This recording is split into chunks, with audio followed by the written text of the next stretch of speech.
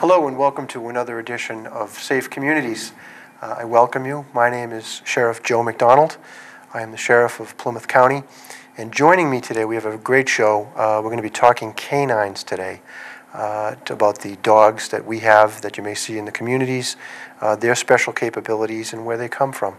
And joining me today, we're very, very blessed to have professionally, but also with us on the show today, Major Ken Ballinger from the Plymouth County Sheriff's Department. He is our Assistant Deputy Superintendent with the rank of Major in charge of our canine unit, and he is in charge of our canine unit, but also in charge of training for so many other agencies, and really a noted, very, very well-respected expert in the area of police canines, and I think dogs in general. So, Kenny, welcome, and it's good to have you on the show. Thank you. Thank you. This is fun. Yeah. We're here to talk about something that you know well, and I suspect few people, if any, know better than you do about canines, dogs. Just tell us a little bit about your history in this, because there are canine officers, I think, some are made, and Ken makes most of them, but there are canine officers who are born, and I think you're one of those ones who was born. Sure. So I'm a little bit prejudiced to it, but the history from my family was my dad started the canine unit here in Plymouth County back in 1971. And back then, it was like the Wild West days. So the canines were generally, post-civil rights weren't as accepted as what they were. And my dad was really part of them, and the sheriff's office was part of the modernization of what canine was. As interesting was my mother was as part of that, behind the scenes as well, with producing a lot of what ended up becoming police dogs. Sure. And, you know, having that background, you grew up with this. This was your life. Yes, yeah. I joke I grew up on the old farm over on Obery Street because it was just something that I was always tagging along with my dad, as most of the family was, because it was definitely his passion and his life's work. And so I probably didn't appreciate it as much then as I do now, being able to sit on his coattails, but I learned a whole bunch and was able to carry on that tradition in my family. Yeah, that's a wonderful thing. The professionally, you know, when was it you decided that you wanted to do this as a career? Probably about the time I was finishing high school, I knew for certain, but I would tell you personally it was in 1976 when my dad's dog was shot here in Plymouth during interrupting a B&E right in downtown Plymouth. And as a young kid, I knew at that moment that was definitely what I wanted to do, for sure.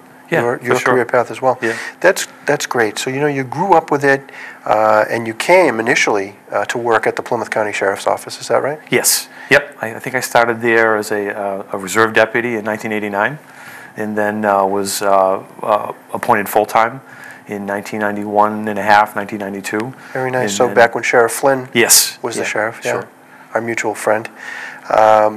And sometime after that, you went off to the Barnstable County Sheriff's Office. Yes, yeah, it was a career opportunity. They were in the process of renewing and more or less revamping what we had in Plymouth as a sheriff's office down on the Cape. So the opportunity presented itself. Jim Cummings was a new sheriff down there, and I went down there and helped them establish their program, and I've been back here now for 4 years. Yes, Sheriff Cummings, another a great sheriff, and it must have been rewarding for you to be able to go to an office that really didn't have something like you had here in Plymouth, and to build that. Yeah, certainly. It was a clean slate. So, and he's a guy like you that gets law enforcement and knows a sheriff's place in the community. So, in that respect, he gave us the tools that we needed to create, you know, a really good product. Very nice. Well, I want to say, you know, to the viewers as well as to you, you know, how blessed that I feel I am as the sheriff, and we are as a county to have you back. It's good to be home. We're overjoyed that you're back, and you've really taken this program, like so many other of the programs that we have at the Sheriff's Office in Plymouth County, beyond my wildest expectations of how successful that they would be.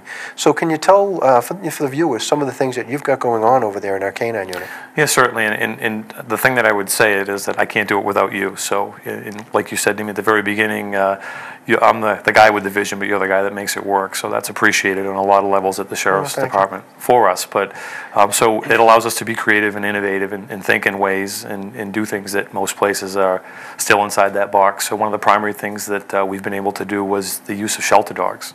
And shelter dogs for us not only is it a great savings to the community and the taxpayers, but it's the right thing to do for certain. Yeah. And so we're taking these dogs that otherwise are literally, the phone calls that we get are, you need to come get this dog or he's going to the farm.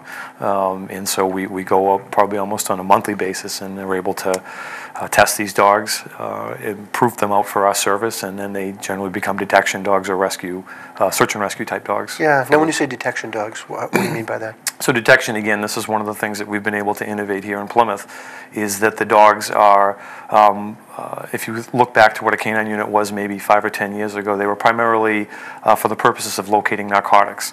As times change and the world changes, we get tasked more and more to be able to find specific and different items. And primarily now it's firearms, narcotics, explosives, and even cell phones, believe it or not. So Yeah, so it's amazing the capability of these dogs to locate those things. And coming back around to the issue of the rescue dogs. So many of us.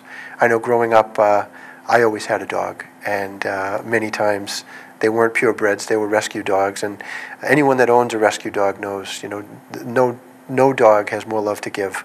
And you're showing, which I think is really great, that it's not just the love that they have to give, but the utility that they have, the talent that we have sitting frequently in our local pound, just waiting to be tapped. Absolutely, and I think it's, we liken it to this diamond in the rough is what we call them, and pardon the pun, but they are definitely this untapped resource, and for years we have utilized dogs that have been bred for the purposes of work, and that expense goes higher and higher every single year, and the dogs get more and more difficult to source, and we've been able to just mine these wonderful, not only companions but working dogs. They have all of the attributes in some cases because they are of mixed breed.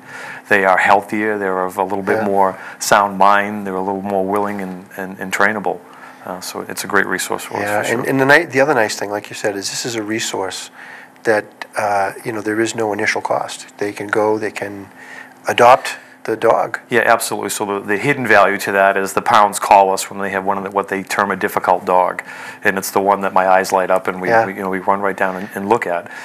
They also, on the pound side, they're more than willing to donate that dog, whatever fees that they would have. So we get a tax-free dog, really, or a free of cost dog. Yeah. But then what all the pounds will report back to me is that their adoptions go through the roof anytime that we do one of these, because we try to make it known to the public that the pound did the right thing by us and we're going to do the right thing by them. And that's another great point, too, to note that you get a lot of attention from this, not just from the local cable TV show, but I understand, and I was blessed to be part of this, that you've actually gotten some national attention with this. Yeah, we did. We did a show called Shelter Me for PBS back in the fall, and you were there. It was a nice cold day. It's typical here in our area, and they sourced and looked all over the country to find law enforcement that was using dogs, this resource, for law enforcement purposes, not just maybe for rehabilitation for inmates, but that the dogs were actually going out and serving the community. Yeah. And we were the shining light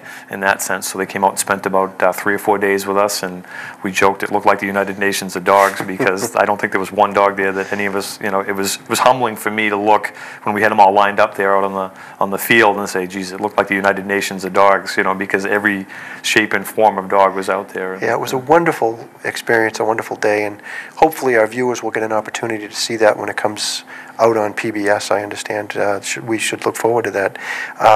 But another thing I note also, I wanted or people in the audience may pick up on, when you get a call about a difficult dog. Now, it's interesting because these are dogs that frequently would be or could be problematic placed in a house, but they pique your interest. Why is that? Yeah, certainly. I call them boomerangs. When they say to me, we've placed this dog out 6 times in the last 6 months, and every time it lasts in the house for 2 weeks and it comes right back to the shelter.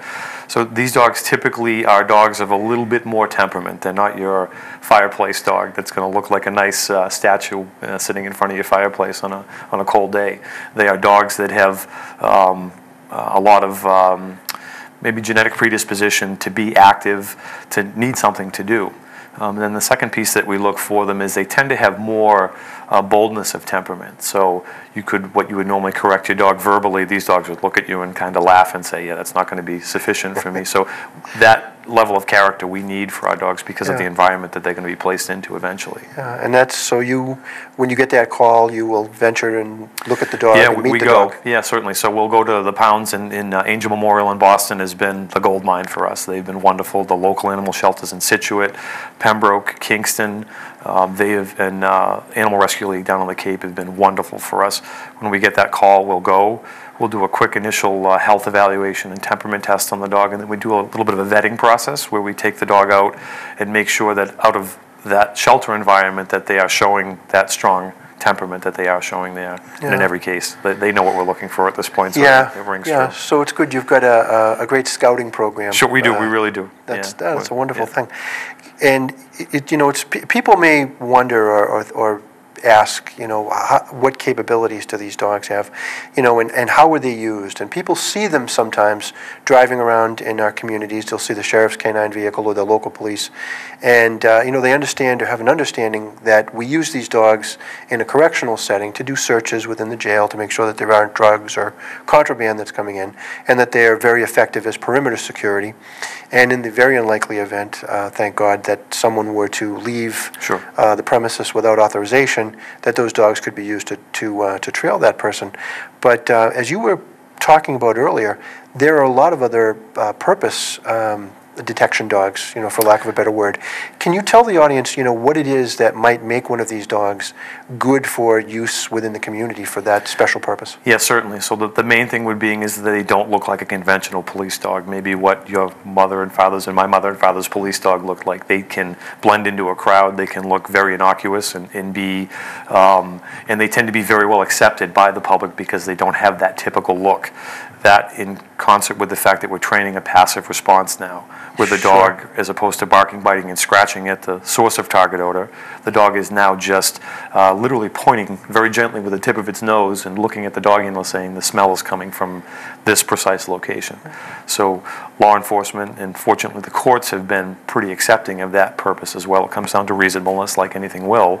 And the special thing about dogs in general is that their sniffing of the free air in the eyes of the law doesn't generally constitute a search, as you know. So it allows us to put our dogs into places, and as you dictate to me as the boss or the world dictates, we can train them to find anything. So it really is, it's a huge enhancement for public safety. The passive response, again, allows us to use them contextually in ways that we would not have in the past. No, that's great. It's all wonderful stuff. A question, too, that might come up in the minds of our viewers, if they see you or another canine handler in public, what's the best way for people to react? I think with the respect that you probably give a police officer is the best way to do it. It's difficult. We face it all the time, especially with these dogs that don't look like conventional dogs. They're cute and fuzzy and may look like, we joke about Boing looks like one of the Muppets. They want to come up and more or less be social with the dog, but the rule that we ask folks to do is if you see a law enforcement working with the dog, is just try not to become a distraction to the dog. Ask the handler respectfully if it's okay to be social with the dog. In most cases, they're going to give you the standard answer, I apologize, ma'am or sir, but right now we're working. But in most cases, if it's during a public demonstration or it is a social context, the handlers will allow you, in some cases, if it's okay, to come up and make contact with the dog. Yes, but it's always a good idea to check with the handler first. Always, yeah. It's a difficult job that the dogs do, and they are really no different than a house pet in the fact that they are susceptible to some distraction. We train a little harder than a house pet does, but the thing that we ask the public is just try not to be respectful of what the dog is and what they are attempting to do. There was just recently a story in the paper about somebody tormenting one of the T police dogs up in Boston. It was all over the news recently, and it's actually a law for us that you can't distract that dog or torment or do anything to annoy the dog while they're working. Wow. And you brought up another subject which I'm sure the general public is not aware of. At the end of the day, and we refer to the dogs so people are aware as you have your canine officer, your handler, and his canine partner, the dog. And they work very well, very closely, and people are going to see that and see that bond that exists between the officer and his canine. What do they do after hours when the shift is over? For me, is the wonderful piece because they there is a real world of what the dogs are when they're working, and then there's the public's perception of it. And sometimes I think that they equate that to what the dog is 24/7. The thing that we tell all of the public and the handlers is that training makes our dogs do what they do when they need to do it. That bond that you spoke of, that home time, the fact that they're assimilated into our families is what makes them do it better. It's the intangible piece that even if I were the best dog trainer in the world, I couldn't train. So our dogs are allowed, we're very respectful of what they are, because they are first and foremost service dogs for the police, and we're respectful of that. But when they're at home, they're assimilated into our families, and they're allowed to be dogs. It's the best part for the dogs, and they need that downtime very much. So, so people are clear about that. So at the end of a shift, you and your partner... We go home. We go home. Yeah, and you go home together, and you live together, and you watch TV together, and we do all of the things that I think are normal. Together? Yeah, absolutely. It's the dog is, with the structure that we set at training and administratively, the dog is assimilated into the family, and it's a really wonderful part for the dog. For the stress I think that we might feel as officers, it's the dogs probably feel that a little bit compounded because they're smaller and maybe have a little bit not as good many mechanisms to deal with stress. So that home time for the dogs is really wonderful. Yeah, and I can imagine it's wonderful for the handlers, the officers as well. Yeah, it certainly is. Yeah, it is for sure. It's all such wonderful stuff. Now, one of the things that I'm sure people see, I know I see it all the time, are large groups of canine officers and the canines themselves, representing, as you say, the United Nations from all over, either training at our facility or other places. How many departments train with you right now? Right now, we're just shy of 100 departments, and it's about 130 dogs. As the last group that we just finished, it's about 130 dogs, because some dogs have, agencies rather have multiple dogs. And so we call ourselves a traveling circus. We try to train in a different location every day because, for two reasons. One is it bonds law enforcement as a group. If we're working in Marshfield one day, Plymouth the next, Bridgewater the next, because we put the onus on the handlers locally to provide us with locations to train. It's good for the community because of the visibility that they get of that sense of security and actually seeing dogs out working, and it makes the dogs better at what they do. And we are literally, it's a different place every day if we get the opportunity to do it. And the nice thing about a lot of those agencies that I see, that it's, it is local police departments, it is the Massachusetts Department of Corrections that trains with you guys. I know the military will come through on occasion to train with you, which is a wonderful thing, I think, for us and for them. What other agencies, if I missed any? Yeah, so we are probably the only regional canine training facility in the state that encompasses everything from the federal right down to the local level. And I think that speaks to the fact that what we offer, certainly, but it also, as you said, makes us better. The military folks, we get some very, very high-level Tier 1 groups that will come through here, and we get some of the regular conventional military. We just yesterday had somebody stop out from Arizona Department of Public Safety that was in the local area and poked their head in at canine training up in Weymouth with us from the entire state. So it's controlled right there on the state level for them. So, and we give as much importance to a small town like Plimpton, for example, that might have a canine unit as we do for the State Department of Corrections or a large municipality or sheriff's office. And certainly the responsibilities might be a little bit different on the correctional side of the thing, of the coin, rather, as it would be for a municipal police agency, but the dogs fundamentally are all trained the same. Yeah, that's a wonderful thing. And it's great, I envy, and I'm sure people that see this would feel the same way, the camaraderie that you're able to have with 100 separate agencies and the officers from those definitely, agencies. and I think it's evidenced in whenever one of us, if you as the sheriff rings the bell to me and says, Kenny, we have a massive search for a missing child, or an event at the facility, we make one phone call or place one email, and we need a traffic cop at the end of the driveway to stop the flow of canine cars that are coming in, and that exists really throughout the group. It's the unspoken sort of how we operate amongst each other. And the bond that we share as dog handlers is definitely because we tell these guys they have to be half crazy because of the level of commitment that it takes. Maybe somebody regularly in law enforcement at the end of their 8 or 16 hours of shift, puts all their gear in their locker and their troubles behind them, and walks back out the door to their family. Our dogs, as you said, come home with us. So we tell canine guys it's a lifestyle, and that definitely, we say it all the time, don't judge us by what you see us do, it's what you don't see us do. And so we've got 100+ guys and girls all pulling in that same direction. So it's really, the love of the animals is definitely that common thread for it. And the beautiful thing too is that love is returned. Certainly, when you see that. Yeah. And anybody who is a dog owner is going to understand what we're talking about. But the other thing, and we can touch upon this briefly as well, you mentioned some of those non-traditional, the tracking or the detection things that these dogs are able to do. And I saw an internet article recently talking about what it characterized as these superpowers of dogs, and I thought that was a really interesting and probably a good way to express that.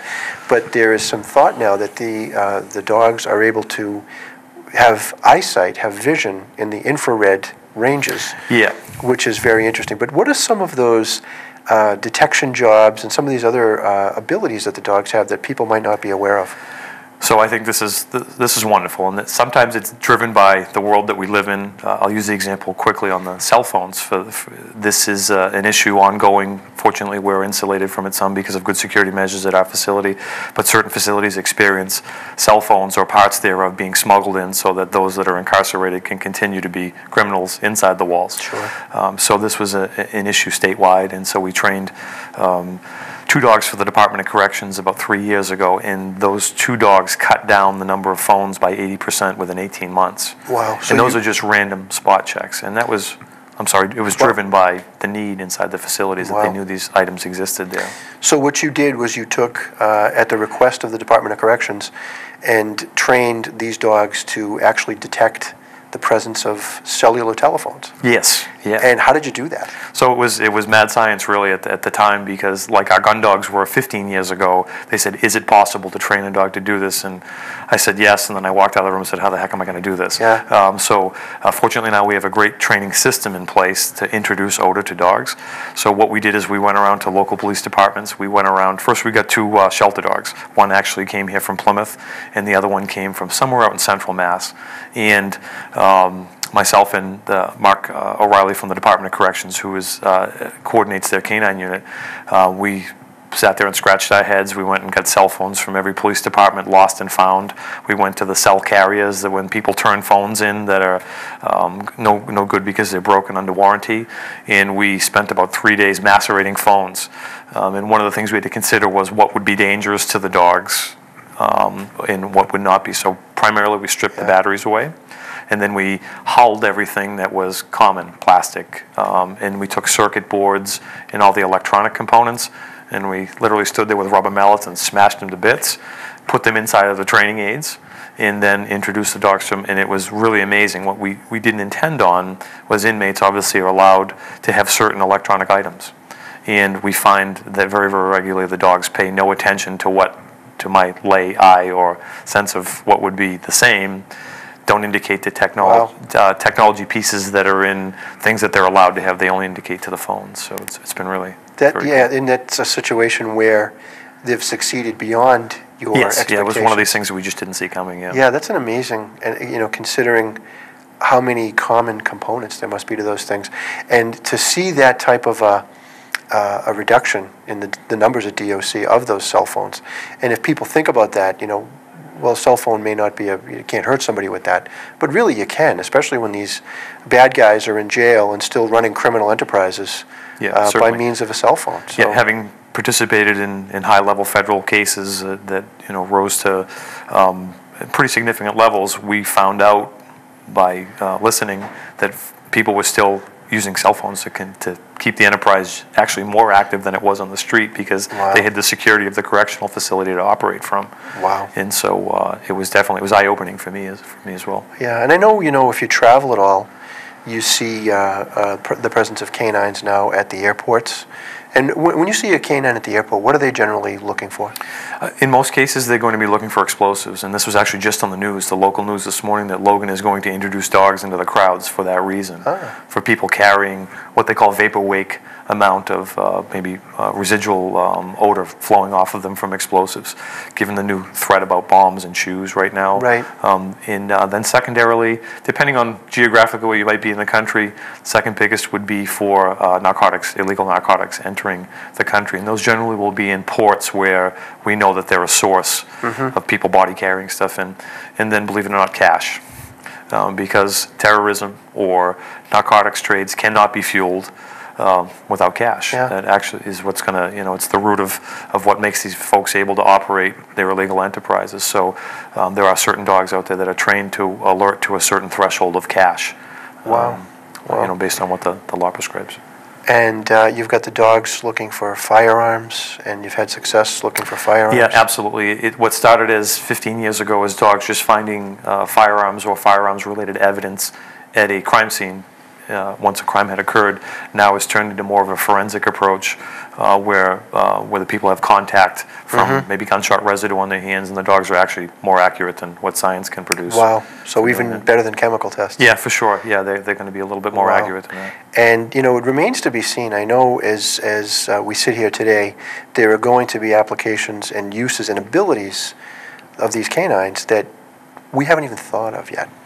Yeah, certainly. It's definitely driven by the world that we live in. I'm fortunate, again, to have a boss like you that is just as fascinated by what I do.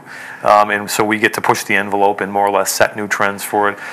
15 years ago or 10 years ago even, laser-directed dogs people would have scoffed at it. Our dogs primarily now are directed by laser, which people are shocked to hear that. And it's a visual cue for able to put the nose into the area we need to detect either a person or a substance that the dog's trained to look for. Yeah, and it is as terrible as a situation can be sometimes, when you have a hostage standoff or something like that, I know that these dogs, without question, put their lives in harm's way to prevent an officer from having to do the same. And, sure. So, and again, we've led the way with teaching what we used to call them SWAT dogs, but now these dogs are just so much more than that. They are really a delivery vehicle for technology, and we'll leave it at that. And they are also a way that they can do things that we as humans can't, and for officer safety. Yeah.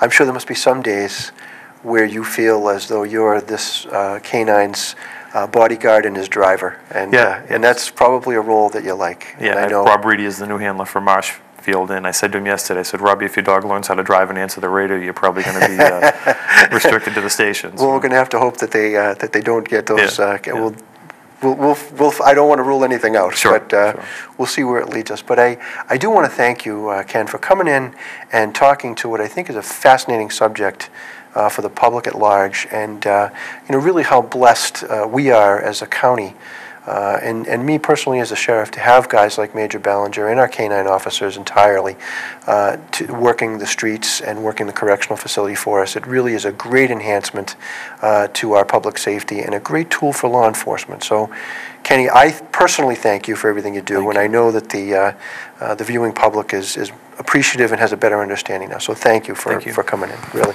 Thanks, Sheriff. Thank you.